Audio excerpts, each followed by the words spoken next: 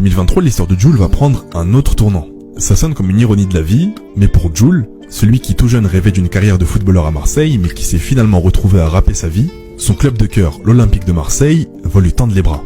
Pour le premier match de l'année 2023 au Vélodrome, et jusqu'à la fin de la saison, le logo d'or et de platine sera affiché sur la manche du maillot des équipes professionnelles masculines et féminines du club. C'est un véritable rêve pour lui qui se réalise.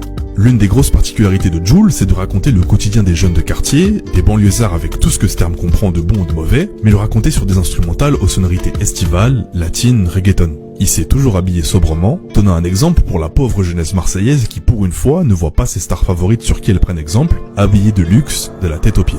Jul, c'est plus de 800 titres à 1 million de streams, un record mondial. Jul, c'est plus de 7 millions d'albums vendus en 10 ans de carrière, le plus gros vendeur de l'histoire du rap français. Jul, c'est devenu un style musical, inspirant l'Europe entière. À dire qu'avant je me voyais finir ma vie dans la rue, à rien faire, à ne pas savoir ce que j'allais devenir.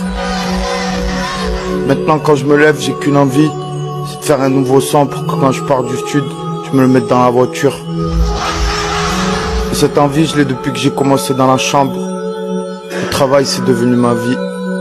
Quand je suis en train d'écrire ou de faire des instrus, je pense plus à rien, c'est la frappe.